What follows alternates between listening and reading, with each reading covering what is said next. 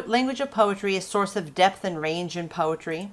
So terms of describe and organize patterns of comparison. Excuse me. You guys have probably heard some of these ways of talking about it before. You've probably heard somebody say, oh, it's a figure of speech before. Or somebody say it's a metaphor, or it's metaphorical language, or I was talking metaphorically, or something like that. So figurative language, figurative devices, rhetorical figures, all of these mean the same thing. They all are the same thing. They're all terms that describe specific types of patterns of comparison. So different ways that we compare something that we know to something unknown. And it's ways that we try to say how we feel about things and what we really think about something. And it's ornate. So what are they used for? Why do we even have these? They're used to deepen, broaden, extend, illuminate, and emphasize meaning. So they give us those layers, right? I think earlier in the semester, I think I said it to this class, the whole idea of Shrek layering, right? If you've ever seen the movie Shrek, and right, it has multiple layers to it so that it can, really be interesting to a young audience and a tween audience and an adult audience. So they have the ability to be saying one thing, but actually it means multiple things all at the same time. That means that they're using figures of speech. They're using metaphors and similes in order to get across different meanings all at the same time by just saying the same thing. So that's creative, and poetry and songs use it a lot. So in that way, it can really make something have more depth to it, and it can give it more meaning, more extended meaning. Sometimes this kind of language, using figures of speech like this, the metaphors and similes and so on, sometimes it's called ornate language. So if you ever get a paperback from an instructor as you're going forward in college and it says too ornate or don't use ornate language, this is what they're talking about. It means that you're using too many metaphors or similes, or that you're getting a little overly flowery with your language. They don't like the ornateness. They want it to be more straightforward in your writing. It enables writers to amplify their ideas while still employing relatively small numbers of words. So it comes back to that idea of packing. Always, always, always with poetry, we come back to that idea of economy of words, right? We have a small space to say a lot. So when you only have a lunchbox to pack 2 weeks worth of clothes, you're going to be very, very, very careful about what you choose to bring with you, right? So it's that same idea. Okay, so the first one that comes up in the big heavy hitter for figures of speech is going to be the metaphor. It is by itself its own type of figure of speech, but it also is kind of an umbrella term that sort of covers the rest of them as well. I mean, in a way, they're all metaphorically speaking, all the rest of the things we'll talk about, but a metaphor is itself its own thing. So a metaphor, if you're talking about just a metaphor, what is a metaphor? A metaphor shows that something that is unknown is identical to something that is known. So what do they mean by something that is unknown? So let's look at an example, and we'll kind of break this down, because it seems like a weird way to define something. Something that is unknown is identical to something that is known. Why say it that way? So let's look at this example. Shakespeare, this is a very famous Shakespeare quote. All the world's a stage, and all the men and women merely players. So let's take the first part. All the world's a stage. The apostrophe S is the is. All the world is a stage. Okay? So that's why we got the is. It makes it a metaphor. So something that is known is identical to something that is unknown to known. So a world and a stage, we know what both of those things are, right? So why do they say something that is unknown? So it doesn't mean like literally that you don't know what the world is. That's not necessarily what they're saying, that you don't know what it is. But in this instance, when they're comparing these two things, in this case making it a metaphor,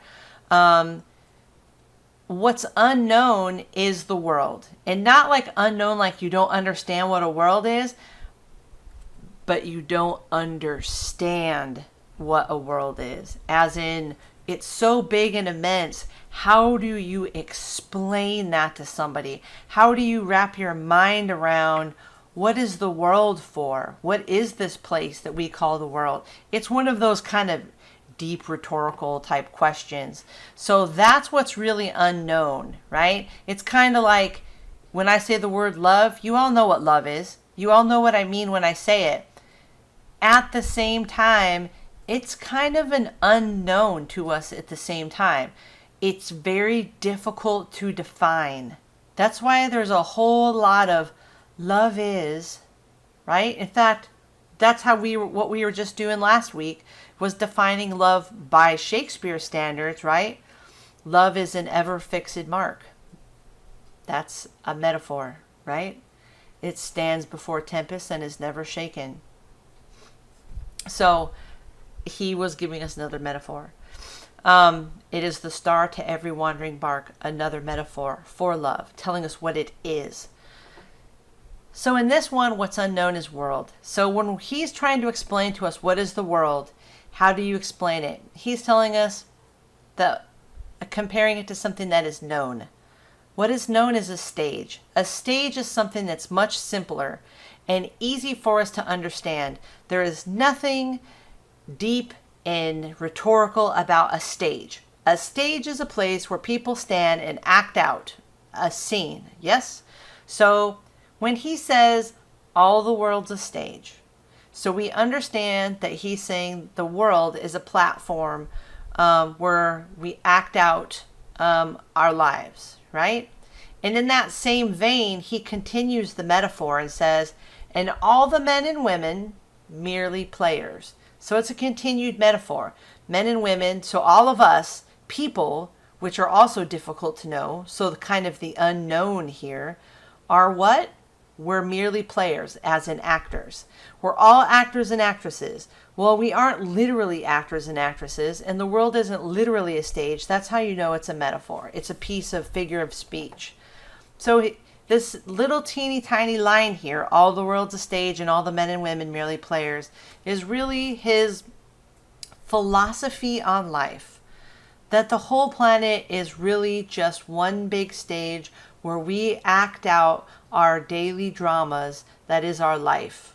We are all just actors for the big curtain pull of life, and somehow there may be a big puppet master that has parts for each of us that we have to play, and we move through those until final curtain call. I mean, we can go on and on with this metaphor, but he put this metaphor out there, so it's a pretty famous metaphor. So that's what a metaphor is. We're saying it is. We're not saying it's like a stage. We're saying it is. All the world's a stage, all the men and women players, period. That's what it is. So that's how a metaphor works. It's what you're saying it is. Just like what we said, love is an ever fixed mark, right? So metaphor is one thing, saying it is identical to something that is known, versus a simile is similar, but you're not saying it is identical. You're saying that it shows that something that is unknown is similar to something known, right? The best one I had as an example came from Forrest Gump.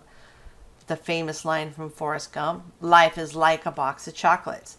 So even though the word is in here, he says is like. Life is like a box of chocolates. So life is like a box of chocolates. He's comparing it. He's not saying it is. So that lightens it up a little bit, okay? When you're saying something is, that's like more serious and in-depth. And but when you're saying it's like something, Now you're just kind of comparing. It has a different feel to it. It's very strange. And you're also letting your readers know, or your listeners in a song, that you realize there's a difference, and you're just offering up the possible comparison. So a simile will use the words like or as, okay, to compare. So life is like a box of chocolates. That's a little in depth there. It sounds simple on the surface, but it's really not. So you get a box of chocolates and there's a lot of possibilities there. You look on the outside, it's usually nicely wrapped up and complete, and you open it up and you look at all these beautiful chocolates on the inside, and there's a lot of possibilities in there. And you start eating them, and you choose one and it tastes great and you eat it up, and you choose another, it tastes terrible, and you put it back. You choose another one and it tastes great and you eat it, and you go on and on. Some were good, some are bad, some you finish, some you put back, some you spit out, some you throw away. Some might have nuts in them and you might have to go to the hospital because you're allergic to nuts. Some you share with a friend, right? So you never know what you're going to get. That's like the rest of that line, right? You never know what you're going to get. And so it's a simile for life, right? That you open up life and you take your chances, and it all looks kind of good until you move forward, and you're not sure when you pick up a piece and you take a path in life if it's going to be a good path or a bad path. You could share it or not share it, and you never know. You never know. So a little depth for Forrest Gump, but not too much. It's still kind of easy to get to on the surface. So metaphor and simile, those are our two heavy hitters for figures of speech. So I didn't make you guys read this poem, nor would I. If you want to go back and read the whole poem, you could just Google the name of the poem. It's by John Donne, one of my favorites. It's called A Valediction Forbidding Mourning. And I only brought out this one piece because it's actually if you don't like to read poetry, it's actually kind of a dense poem to read and get through. So we're just going to look at this piece of it. And the reason we're going to look at this piece of it, because we just looked at these two examples, this metaphor, all the world is a stage and all the men and women merely players, and the life is like a box of chocolates. And even though I explained them to you, I'm sure I didn't need to. You could have looked at them yourself and gotten to the same thing, right? Okay, all the world's a stage, I get it, the men and women are players. And the box of chocolates metaphor and simile, you could have got there too. So sometimes the metaphors and similes are not quite as obvious. Sometimes they're buried in meaning, and they're more difficult to get to, and they do that on purpose. For either they're a terrible poet, which this is not the case because John Donne is a very, very famous poet, or they made it difficult on purpose because they want you to stop and go, what? And have to kind of unravel it. So we're going to take a minute and I'm going to walk you guys through this piece of this poem so we can unravel this one. Because the whole point of stopping and going over a poem piece like this, or a piece of a song that you know real well, is kind of like lingering over, a really good piece of cake or a piece of pie or a good cup of coffee. It's, taking a moment to appreciate what went into it. So that was a super nerdy English thing for me to say, but sorry, I just heard myself out loud. So a valediction forbidding mourning. So basically this means this is John Donne's proclamation. He's saying, this is me telling you that I forbid you to feel sad, in the event that I die before you. So this is to his wife. He was married. At some point in his life, he was some kind of a minister at some point before he was doing other things, or later. So he had a strong religious belief and religious tie. So he most certainly believed in in an afterlife and going to heaven. So you will see that in both this chunk of this poem and then another poem of his that we're going to read later, just so you kind of know where that came from, because you don't see that a lot in poetry. So a valediction forbidding mourning. He's telling his wife why he absolutely forbids her to be sad if he dies before her, which seems like a weird thing to say, but he's telling her why. I don't want you to be sad. So here's his 2 lines from this particular sonnet piece. He says, "Our 2 souls, therefore, which are one, though I must go, endure not yet a breach, but an expansion like gold to airy thinness beat."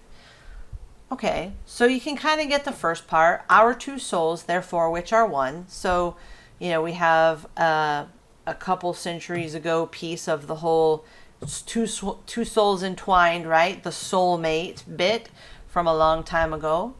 So he's saying our 2 souls entwined, which are one. He's saying, though I must go, because he dies, endure not yet a breach. So he uses this word breach. Now, if you guys can remember all the way back before Hurricane Matthew blew through and threw us all over the place, because everybody seems a little discombobulated still in all my classes, is we talked about connotation, right? Denotation and connotation. Even though he's talking about breach and expansion in this particular part of the poem really in the same way, breach is a very negative word. You don't want anything that you have to be breached, right? You don't want your security to have a security breach. You don't want the hull of your ship to be breached. I'm just saying. Breach usually has a very negative connotation. It sounds like something is being taken away, broken, entered without permission, or anything against your will, okay? It's a very negative word. He specifically chose the word breach on purpose. Broken apart, pulled apart, breach. He said, I don't want you to think of it as a breach. If we're entwined and I pass away, I don't want you to think of it as a breach, like we've been pulled apart and broken away. I want you to instead to think of it as an expansion, right? An expansion can still be like 2 things being pulled from each other, right? Because that's how things expand, correct? So in some ways, denotation-wise, we're talking about possibly the same type of thing, but expansion has a positive connotation. You want to expand your security. You want to expand your bank account. You know what I mean? You want to expand your horizons. So expansion has a positive connotation. So don't think of it as a breach, he says. I want you to think about my passing away and our relationship change as an expansion. And if his wife is still sitting there going, how in the heck is it an expansion? He gives her the simile. So remember, a simile is comparing something unknown, in this case, how in the heck is our relationship change and expansion, to something that is known. And in his mind, that was gold to airy thinness beat. Okay? So he says, but an expansion like gold to airy thinness beat. So this is not an obvious metaphor or simile here.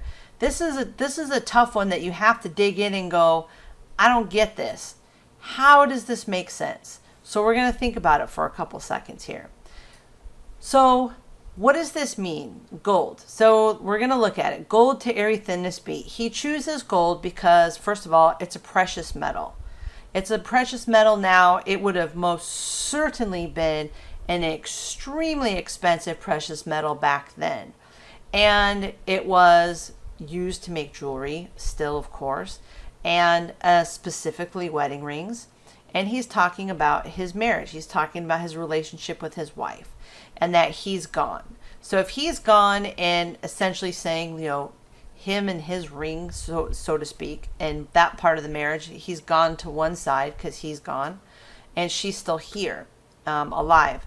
So you have your wedding rings, and gold, the cool thing about gold is like a relationship, it can change form. It can be expanded. Gold doesn't have to stay in this shape. It's malleable, and it can be melted down and reformed, and it could be beaten down into this airy thinness where it becomes this like almost web-like material, like gossamer, like a spider web. So as a ring, as a small gold circle that's closed, it can't go very far, right? It's just a circle. But if you melted it down and it was beat down to become just a very tiny web-like piece of gold, now imagine how far that same circle of gold can now stretch. It can now stretch much further than before. So it's changed form, and it can still go across this expansion. So basically he's trying to tell her it's not broken. The circle isn't broken. We're not broken. It's just changed form. It's maybe lighter. It's maybe in a very thin, airy little gossamer strip, but it still connects us over this expansion between the two of us, and that expansion being for him, being the fact that he would be in the afterlife and that she would still be on earth, and that he would be waiting until she could join him. So it's kind of a really lovely sentiment. He's still basically saying we still love each other, we're still together. It's just that it's a different shape of relationship in a different form until we can be back together side by side. So it's an expansion. That is a labored simile, right? It took a while to get there. It's not obvious. It doesn't look like life is like a box of chocolates. It doesn't look like all the world's a stage. It's not a super quick to get to visual or imagery piece. So it takes a bit, but it's actually a really lovely sentiment to think about, that they're still soulmates, and that's a permanent thing for him. Okay, I'll stop bothering you with that. So metaphors and similes go beyond literal imagery, which is what I was just saying, to introduce perceptions, comparisons that could be unusual, unpredictable, and surprising. So I put the gold there just to go back to what we were saying about the gold. I would certainly say that using the idea of a change in the properties of gold would be a very unusual thing to compare a relationship to, and that was interesting.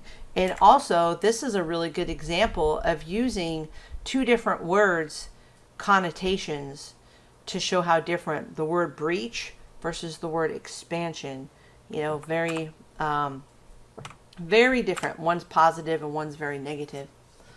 Okay, so why do we use this metaphorical language in the first place? Why couldn't he have just said, so when I die, I still love you, I'm waiting for you, see ya, right? I mean, he could have just said that. We didn't have to sit there and spend 5 minutes of our life trying to figure out what in the heck he meant by this whole thing with the rings and the gold and all this kind of stuff. Why even go there? So I'm going to tell you why. So if you ask somebody, hey, how's your friend Barbara? And you say, oh, she's happy. Okay, so what does that even mean? She's happy. Happy is one of those weird words that can mean anything. We use it so much that it almost doesn't mean anything anymore. I mean, it's just kind of, So it's the difference between saying, oh yeah, she's happy, versus saying, she felt like she just won the lottery.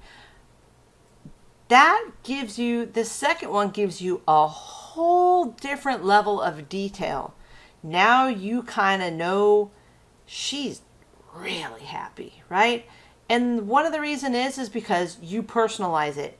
When you use metaphors and simile and this kind of metaphorical language, at all, it allows the reader or the listener to personalize it and take it in themselves and color it with all of their own experiences and baggage that they bring to the table when reading poetry or listening to songs, and make these different kind of assumptions. So usually the first thing somebody would say or think when I would say, well, she felt like she just won the lottery, right off the bat, before your brain even has time to think about it, it's already imagining how you yourself would feel if you won the lottery, and you're already going, oh man, she must feel really happy then, because you would feel really happy if you won the lottery. So we put ourselves in those shoes. So it kind of helps us.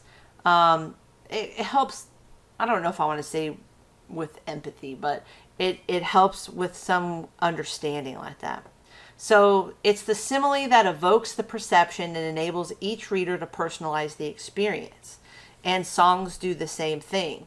It's that language that helps us dig our heels in to these poems, to these songs, and put ourselves in it.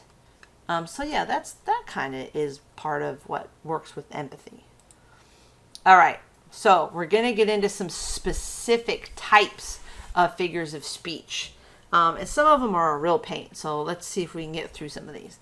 So the first one we're going to talk about is paradox. Paradox, I love paradox, but it's a real pain. Students misinterpret paradox all the time, which is understandable because it's actually a little confusing. And I think that the word contradiction maybe is confusing to people. So people just see contradiction and think, oh, okay, it's just opposites, and that makes it a paradox. That is not true. So this may not be the best definition, maybe, although this was the definition in one of our books. The definition says of paradox, uses apparent error or contradiction to reveal truth. So contradiction is more than just opposites. That's not exactly what that means. Otherwise, it would just say opposites. It really is more about an error of a contradicting error. And by error, it means things that can't exist at the same time because of what they are. I know, it's really a weird thing. So I have a couple of examples. We'll see if it kind of helps. So this was from a Walt Whitman poem. He says, I, a child, very old. So I know it's out of context, so you can't know if he's talking about literally being young, being an actual child that has an old soul. Because if you've ever heard people say, oh, she has an old soul about a child. Or if he's in fact old and talking about being childlike. You can't tell because I took this line as out of context. It could have been either one. And either way, it would have been a correct use of it as a paradox.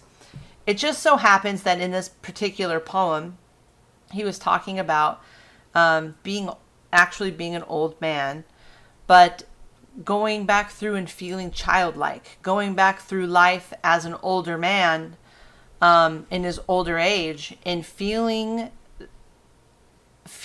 like a child in his childlike wonder of discovery of things, which sometimes happens. When they say that sometimes older people will go through a second childhood, they don't mean like literally like babbling and all this kind of stuff. What they really are talking about is often the wonderment. And it's because of the time.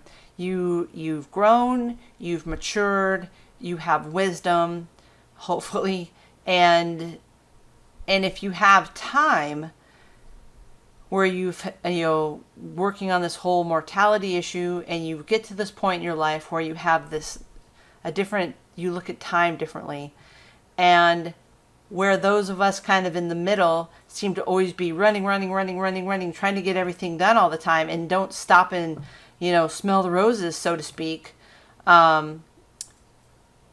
people that are in older stages of life will often stop and do just that, right? Stop and appreciate all the things that sometimes in the middle we forgot to take the time to appreciate because we were too stupidly busy to think to do it when we should have.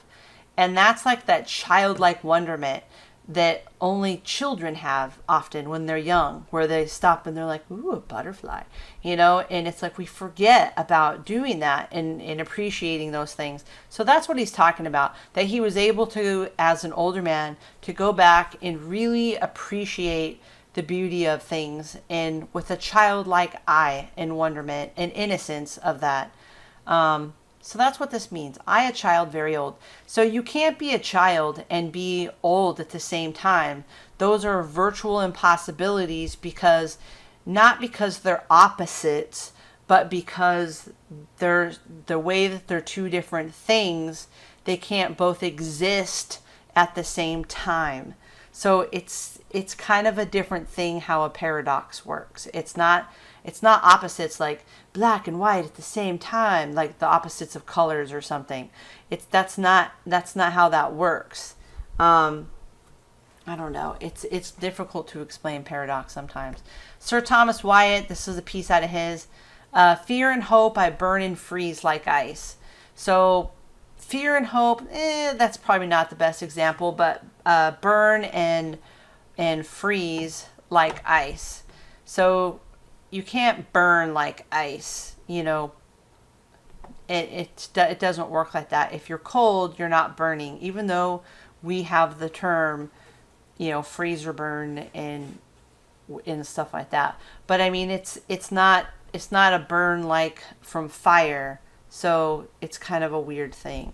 You can't do those things at the same time, because one is the absence of all heat and the other one is the introduction of the highest heat. So those two things can't be happening at the same time, if that makes sense. I don't know. So paradox is kind of like that. Okay, so anaphora is just one of many ways that we will talk about weight inside of a poem. There are different ways that an author can kind of bring your attention to a specific part of a poem or a song. Like if you were looking at it on a piece of paper, it would be like putting a highlighter on certain things. But they can't put a highlighter on it because, like if it's in a song, you're listening to it. But like songs will often use a chorus, right? So anaphora could be the chorus, because the chorus usually repeats itself, or it has chunks that repeat itself. So it has like these songs will have this built-in anaphora pieces because it repeats itself. Poems don't always have that, but if it does, it's part of this idea of weight that poets and songwriters will talk about. How do you add weight into a poem? And the more weightiness that something has, the more likely it is to draw the attention of the person listening to it or reading it. And do you want them to? Is that what you want, where they want them to keep coming back and looking at it? So anaphora provides weight and emphasis through repetition. There's a couple of different ways we'll talk about repetition, and one of them is anaphora. So you keep seeing the same word over and over again, or maybe the same phrase over and over again. When you see it more than once or twice, it starts giving it new weight and meaning. So this was a terrible example, but the clock annoyed me, tick-tock, tick-tock, tick-tock. The hands moved slowly. Tick-tock, tick-tock, tick-tock. And finally the bells ring, ring, ring, ring, ring. So it does its job. This is annoying for sure, the tick-tock, tick-tock. And you get it. It's the ticking of the clock. And it does get your attention. It does have weight to it. Just even visually has weight to it.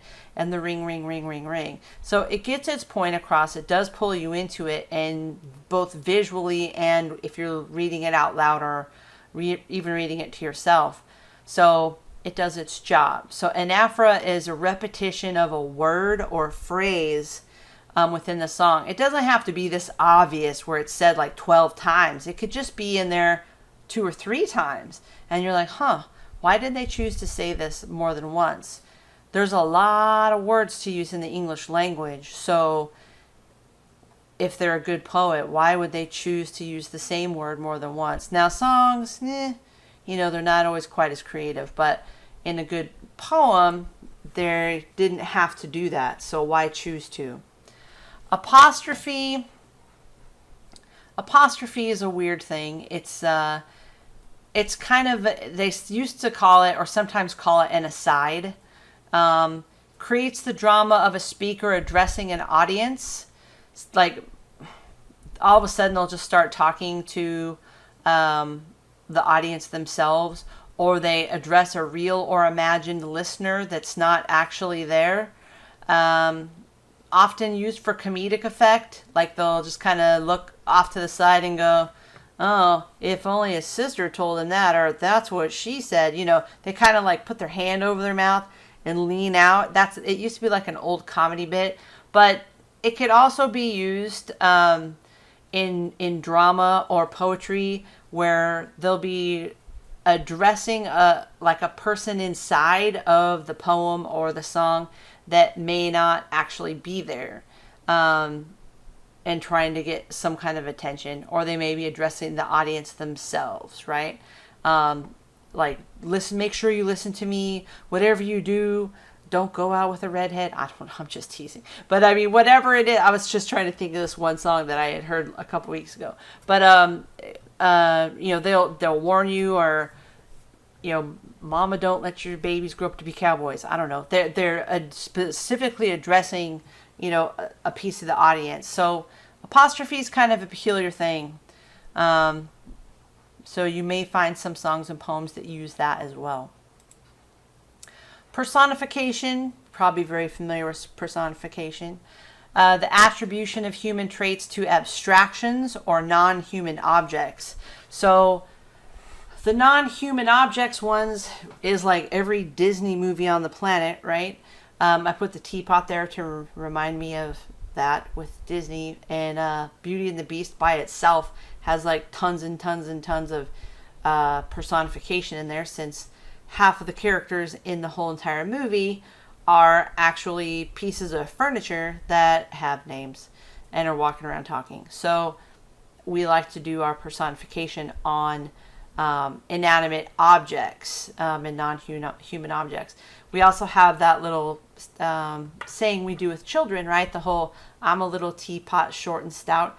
For some reason, we do that little thing too, which is also personification of teapots for some reason. And with stuffed animals and all that kind of stuff.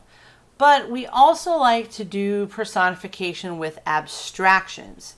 So an abstraction would be something like this. This is the Grim Reaper. So the abstraction that we've given human traits to is death. Death is something that is difficult for human beings to deal with, especially in certain cultures like our own.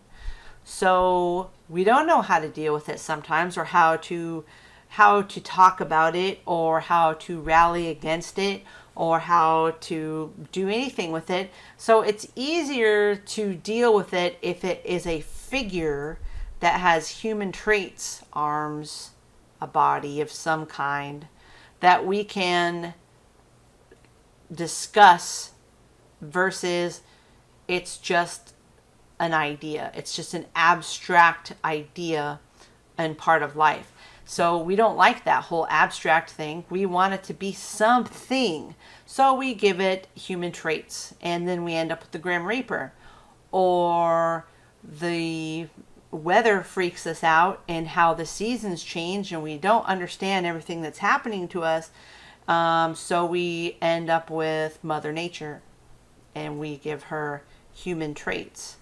Or we have Jack Frost with human traits, and Father Time and human traits, right? So things like nature and winter and time are all abstractions. So how do we deal with them? How do we talk about them? How do we maneuver around them and discuss them and work with them in our own heads? We give them human traits. We personify them, and we give them names. like Mother Nature and Jack Frost and Father Time. That's what we do. So we have all sorts of those that we do that with, and they represent different things. And we've been doing that since we could name things, so it's what we do. So we do have a poem that goes with this, but I'll discuss that in the homework video, because it's actually what I'll use to show you an example of what to do. But this goes with the John Donne poem, so we'll talk about that in a little bit. So it's, yeah, the idea that's personified here is death, immortality. Okay, so synecdoche and metonymy kind of go together in a way. They are meanings by parts and associations. So we're going to talk about synecdoche first. And yeah, that's actually how you say that word, synecdoche. I know that's not what it looks like, but that's how you say it, synecdoche. So synecdoche is where a part stands for a whole. So the best way that I could think to tell you guys how synecdoche works is a very famous one that we use all the time. In fact, we use this at my work all the time still.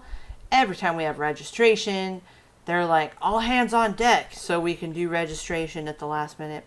By the way, if you guys have, that reminds me, if you guys have not registered yet for spring, I was supposed to remind you guys that you need to register for spring. Spring registration is well underway, and if you want to get in there and get your classes and all that stuff, and also make sure you have the financial aid in the works for the spring semester, then you need to get on WebAdvisor or get with your advisor and get yourself registered for spring. So I just needed to remind you of that, because I just got a email about that earlier. So all hands on deck comes up all the time. Probably a lot of you at your own work have seen the all hands on deck emails before, where they want everybody to be there. So all hands on deck. Why is it a figure of speech? Because you don't see a big gigantic pile of hands out here now, do you? Because that would be disturbing and not very useful. They don't mean that they want you to come up and chop your hands off and pile them up on the deck, right? They don't just want your hands. They want you. They want your whole person. All hands on deck means that not just your hands, but your whole self needs to be there to help. That's what it means. So your hands really stand for the whole. The part stands for the whole, which is you. Same thing when we say something to our friends like, don't worry, I got your back, which I said that to somebody just last week. Don't worry, I got your back. But that didn't mean that I was going to say, but if they come at you from the front, you're on your own, man. When you tell someone you got their back, you mean that you're there for them. So the part stands for the whole. You don't just literally mean that you're only there for them if someone tries to come at them from behind, right? It's a figure of speech that means you're there for them. I got your back. How about she needed a shoulder to cry on. So you could chop off your shoulder and leave it on the couch and go about your business. No. That's not what that means. The part stands for the whole, right? They don't just want the shoulder. They want the whole person. They need someone there to listen to them and to be there for them. So it's not just about the part that's named, like the hand or the back or the shoulder. It's really about the whole person, right? So that's what synecdoche is, where the part stands for the whole. Those are just sayings that we use. They're figures of speech that we use. But, we really mean something else, really. Okay, so the other one was metonymy. Metonymy is a little bit like it, but instead of a small thing standing for a whole thing, it's that one whole thing stands for another whole thing. So I'll give you some examples. One thing stands for another, which it's closely identified. It's like Hollywood. Okay, when we say Hollywood and we talk about Hollywood and we're like, oh, he's so Hollywood, or, oh, I would love to go to Hollywood. We don't always just mean the literal, few blocks of extremely dirty, filthy, dangerous, ugly real estate area that makes up Hollywood, California. Bleh. That's not what we mean usually when we're talking about Hollywood. We're talking about the glamour. We're talking about the glitz. We're talking about the movie industry, right? We're talking about all of that. So usually when we talk about Hollywood, we're talking about everything that comes with it. We're not talking about the crap place that actually most of Hollywood actually is. If you've been there, you know exactly what I'm talking about. Yuck. So that's not what we mean. That's not what we're talking about when we say Hollywood. We mean all the other stuff that comes with it, right? We're talking about the movie industry. So that's what makes Hollywood a figure of speech. And they'll use it as a figure of speech. Oh, you think you're so Hollywood? I just saw that in a movie the other day. I was trying to remember what I was watching. Or when we talk about Capitol Hill, like up on the hill today. And it's like, or the Hill says, blah, blah, blah. And I'm like, really? The Hill's talking? That's a new phenomena. But I mean, they'll just talk about Capitol Hill or up on the hill as if it's just like this weird thing all by itself doing something. But they're usually talking about, a specific part of government and some of the lawmaking, blah, blah, blah. Same with the White House, when they're talking about like the president and stuff like that. They'll just be like, the White House says, and it's like, did it? I didn't know houses talked. That's very interesting. The word from the White House is, it's a weird thing how we do that. Or, so the White House will mean usually anything to do with the president. Capitol Hill will have a lot to do with the lawmaking. And so, I mean, there's just these different, or DC in general, just be like government stuff. So we'll associate these certain words or places with a much bigger idea of them in general. It's peculiar. Silicon Valley, not so much anymore. Although I did hear somebody refer to something as the new Silicon Valley the other day, which I thought was interesting. It used to be that if you said Silicon Valley, that they weren't talking about the nasty, super hot canyon of dust that is actually Silicon Valley in California, in the deserty yuckiness. Sorry, I'm from California, so these places are just like so hot. But Silicon Valley meant the computer industry. If you were talking about Silicon Valley, you usually meant something about computers, because it was like the birthplace of all the big names in computers at the beginning of the computer booms. So that's what you meant. So metonymy just means when you're talking about one thing, but you really mean something it's closely identified with that's a little bit more than itself. Okay? So that's why synecdoche and metonymy are kind of squished together, because they're sort of similar, but not. Okay. So pun, we're not even going to say panoramasia. We're just going to say pun, okay? We're just going to say pun, because nobody ever says it. Pun shows that words with similar or identical sounds have different meanings, right? To be or not to be, right? Right. Terrible, terrible pun. Puns are usually really cheesy to the point where you laugh because it's just terrible. Because it's just, oh my gosh. Because it's so cheesy, or it's so dumb, or it's so stupid that you have to laugh because it's dumb, right? Or cheesy, or stupid.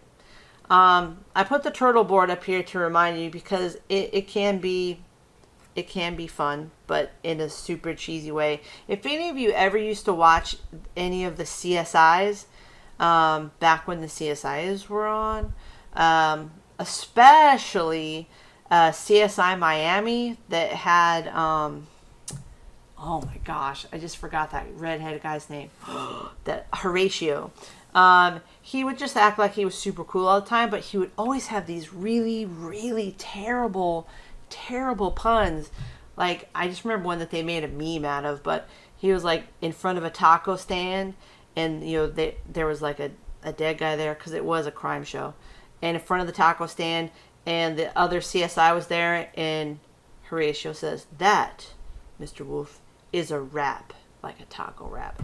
I mean, it was always something really bad like that. And sometimes they were so bad that even inside the show, they'd be like, oh, like bad. Okay. So there was this one thing, I think it actually came from Family Guy, but I can't remember now.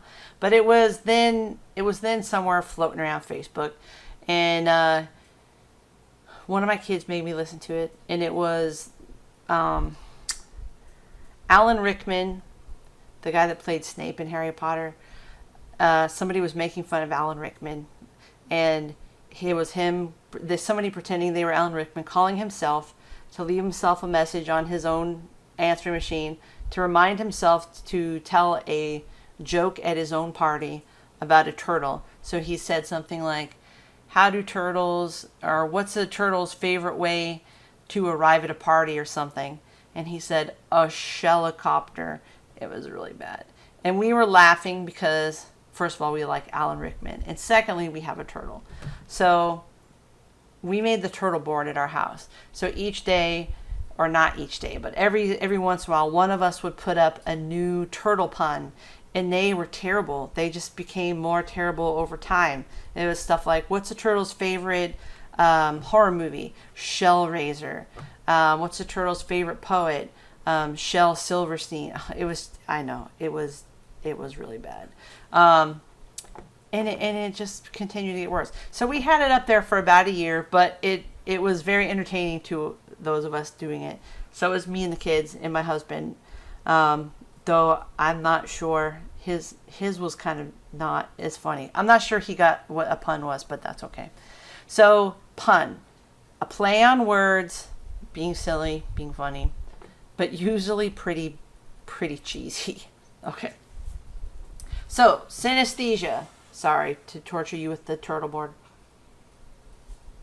I always think I'm going to make a turtle board on one of my classes, but we always get to this so late in the semester that we never have enough time to make our own pun board, because that would be punny. Okay, synesthesia. Demonstrates the oneness or unity of feelings. A poet describes a feeling or perception with words that usually refer to a different or even opposite feelings of perception. That sounded like a tongue twister. So, what the heck does all that junk mean? Synesthesia is kind of like you melted together multiple senses. That's the easiest way for me to kind of think of it. That you took two different things that should be like your sense of taste and your sense of smell, and you smooshed them together in a melting pot, and it came out with something weird. And that's kind of what synesthesia is. It's like smelling color, right? That's synesthesia. And it does happen to people. It's actually, you can actually look it up, because it's actually, I think it's under, is it under psych? It shouldn't be under psychological, because it's a sensory issue. Neurological, it might be under a neurological disorders. I saw it recently. They call them synesthesia. It's like a really weird thing. But there's different forms of it. I mean, so you can actually have this as an affliction, which would be really horrible. But as a poetry device, it's pretty cool. In fact, I like it as a poetry device, but I wouldn't want to have it as a neurological condition. But sometimes people that are missing one of their senses will sometimes adapt other senses to make up for it. And in a way, they kind of do this. People that are blind, especially if they're born blind, or are blinded at a very young age, they may say things like that. Or even children that can see perfectly fine. Children sometimes say things like they can taste color or smell color. I'm not sure why. I can't remember why. It seems like there was a reason behind it. But to them, they'll be like, ooh, it tastes purple. Or that smells like green. And I think we can kind of get why maybe things smell like green. Even I think I've said something like that before. If anything smells like grass to me, I automatically picture green. But you can see why your senses will kind of smash all that up. You know, any place that sells like that grass germ or wheat germ stuff with the grass that they'll put in the bleh, and sorry, I don't like that stuff. It just smells like the bushes in the front yard, and I can't drink it. Sorry. So, you know, and green tea, I don't like green tea either. It's too green. Sorry, too green for me. But little kids will use words like that sound like synesthesia. So we're going to look at this piece of this Keats poem.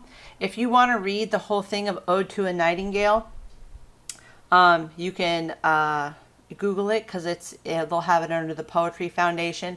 A lot of the poems I've been linking for you guys to read are under the Poetry Foundation website, which is a good website to look up poems, because it's a safe website, and it's a good place. So you can look up all the poems there.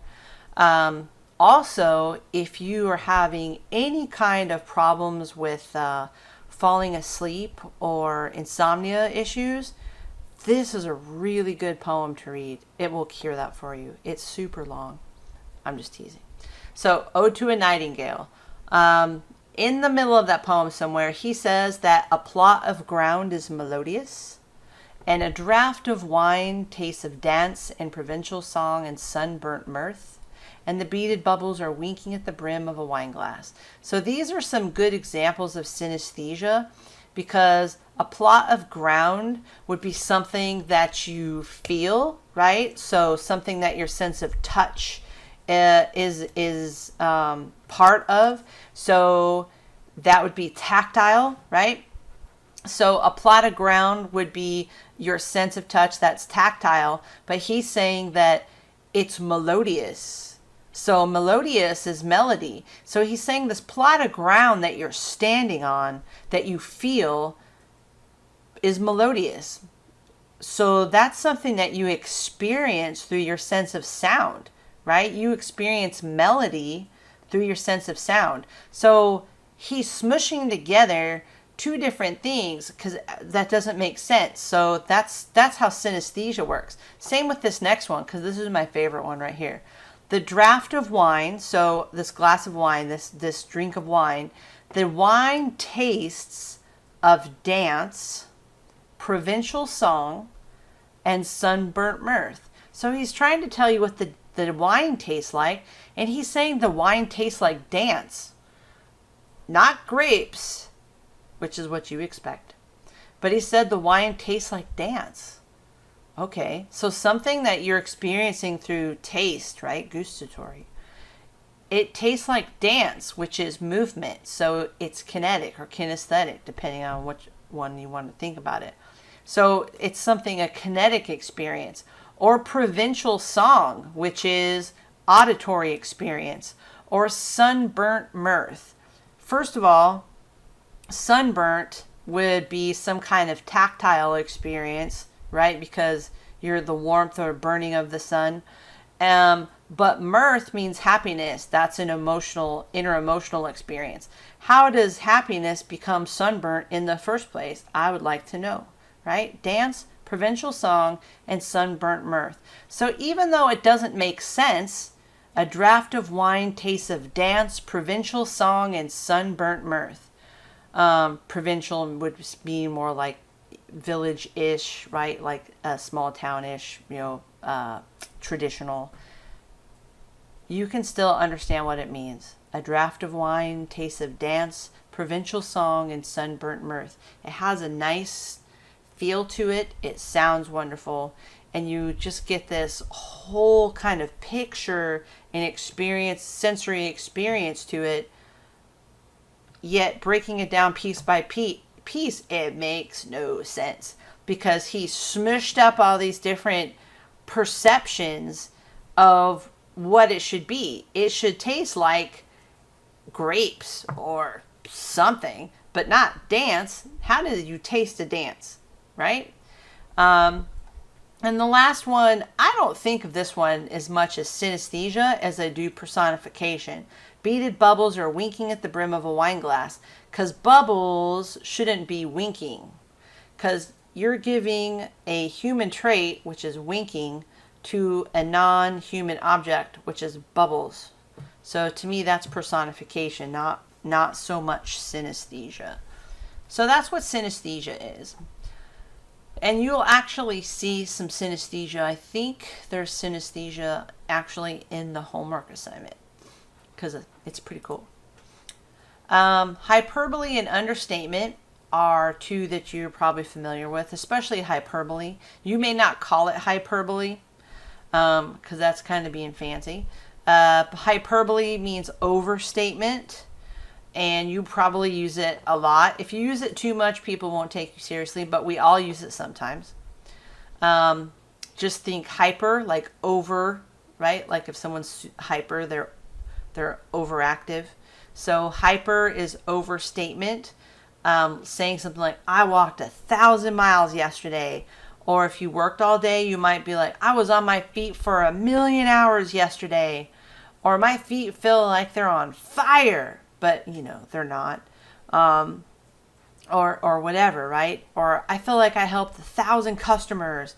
Anytime we start throwing out gigantic numbers and big things like that, we know it's not literal. We have no intention of trying to convince someone it's literal. We are overstating very purposely because we want the person listening to understand that we're trying to make a point on how we feel. That we know we didn't literally do that, nor are we trying to convince somebody that we literally did this. We are just trying to get you to understand that somehow on the inside, that's what it felt like. Okay? Like, this video is 1,000,000 hours. Maybe. So hyperbole is just overstatement. That's what it means. Purposeful overstatement. Understatement is different. Overstatement, you don't even need to know any kind of context. You don't need to know what their story is. You don't need to know what they were talking about. You just need the one sentence because it's going to be obvious. Understatement is weird. Understatement often has to be wedged in with context. Now, understatement means exactly what it says. You are understating what's going on. Okay, that you're telling me what's happening, but you're greatly understating it. Okay, like if somebody just beat the heck out of you and you were missing half of your teeth and your eyes were swollen shut and your face was all bloody, and someone's like, "Oh my God, did somebody just beat the heck out of you?" And, or something, and you're like, "Oh, they were just a little upset." Okay, that's understatement. Now, I put an understatement right here. It says, I just had to grade a few papers last weekend. But by itself, what if I did just have to grade a few papers last weekend? If I only did have to grade a few papers last weekend, then it's not an understatement at all. It's just a statement. So in order for it to make sense and it to be an understatement, it needs context. So this would be if you saw, you guys all knew that everybody turned in tons and tons of papers and that they all had to be graded between Friday and Monday. And I said, yeah, I just had to grade a few papers last weekend. Now it's an understatement, right? Or if somebody says, oh, you guys had some weather this year out down there in South Carolina. We're like, yeah, just a little windy. Not a hurricane or nothing, geez, right? Just a little windy. Just got a little windy. That's an understatement. It's often because you're being snarky. It sounds like you're being kind of a smart aleck about it. And sometimes you are. Or it's because you're underplaying the truth for a reason. I don't know what that reason would be. It would be dependent on you individually. But you're making some kind of a statement by underrating whatever it was you're trying to say. Okay, just a couple more here, I promise. These are a couple more that go with repetition. Remember a little while ago for anaphora, I said repetition provides weight. Well, assonance and alliteration also provide weight in a different way. And assonance is identical vowel sounds that create assonance. So there's when you have a repetition of too many of the same type of vowel sounds. Assonance is actually really difficult to spot, and the reason is every word has vowels in it. So I get students that are like, my song had assonance in it because a whole bunch of the words used O, and it's like, no kidding. Even this sentence right here, identical vowel sounds create assonance. Well, look at that. 3 of the words have O's. It must use assonance. It doesn't. It's not. Okay? Look at these words all have E's in them. That's not what I mean. That's not what it means. It's like a purposeful sound that is doing something inside of the poem. And I don't think that assonance is used as much as alliteration is. And I think it's much harder to find. And it would be more obvious to you. Like in here, there's a lot of U's in the O sound. But lull him in his slumber soft. So lull and slumber. Purposely using this like long U sound and the whole poem is about lulling in slumber, right? So sleeping and softness. So using these long U sounds to create that soft and sleepy sound. So that's why they would use it here. So assonance has to be purposeful and used purposely. Like if you started noticing a whole bunch of double O's or double E's, then maybe they're using it. And remember, in poetry, they'll often use rhymes at the end of lines. So there's often going to be an assonance. There's often going to be a vowel sound rhyme at the end.